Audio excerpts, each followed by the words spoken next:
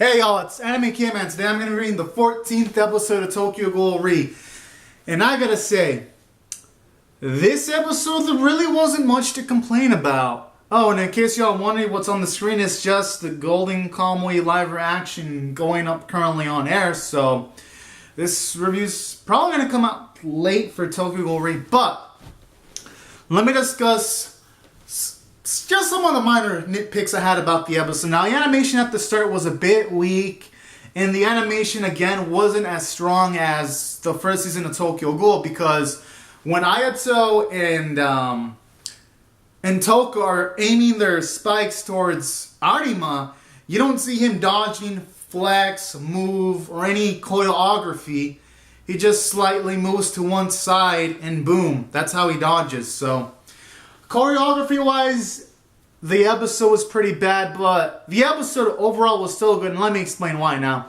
Fucking finally, this anime gave Yomo some characterization, because in the first season of Tokyo Ghoul, he was like introduced for a bit, and he was just this badass, but we never knew his game, and now to find out that his sister was killed by Arima, and then the wife of his sister was also killed by Arima due to, not really directly towards Yomo, but towards Yomo saying that Toka and Ayato's father should have died and he should have been the one dead, and it was all because he was weak.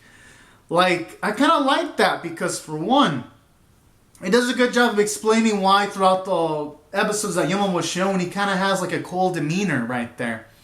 So for one, the flashback scenes involving him were fantastic. And then aside from that, it was also nice. It was a nice way of showing off exactly why Ayato and Toka, at least Ayato, is such a hard ass, and I can't blame him. I mean, losing both parents at a young age, that's gonna fuck up almost anyone. So that was nice too. It kind of gives indirect characterization towards Ayato also.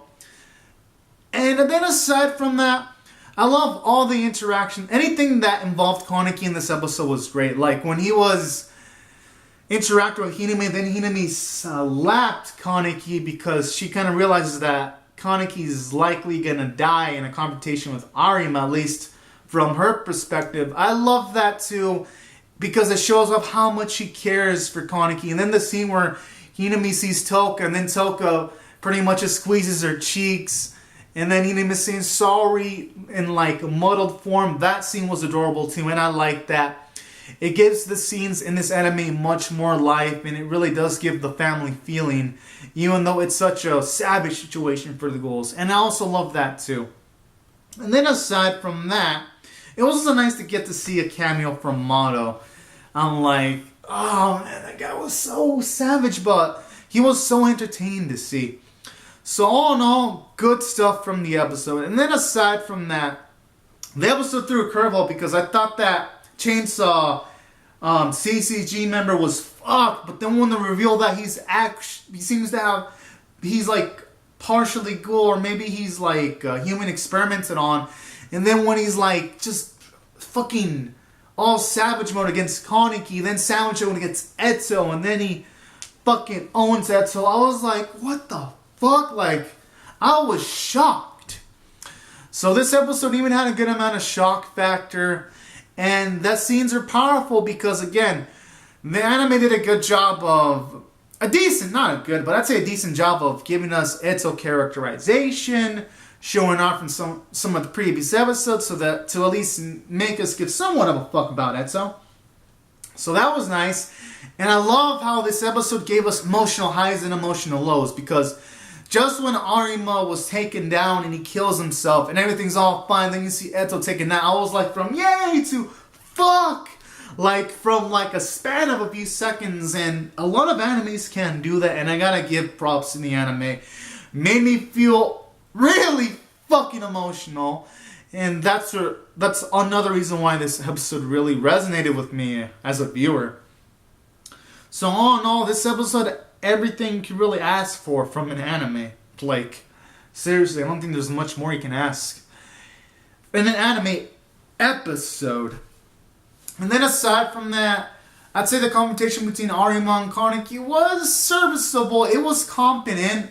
I mean, I would have wished the choreography would have been a bit better though, but at least the animation was slightly above average.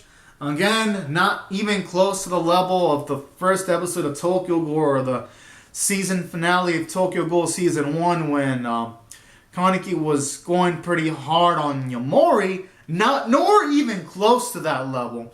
Like, at this point, I'm starting to think we're never going to see that type of animation level from the show or series ever again, but it got the job done. And then aside from that, this episode even had a good bit of tension near the middle when it seemed like Yoma was going to die, but then Kaneki saved him.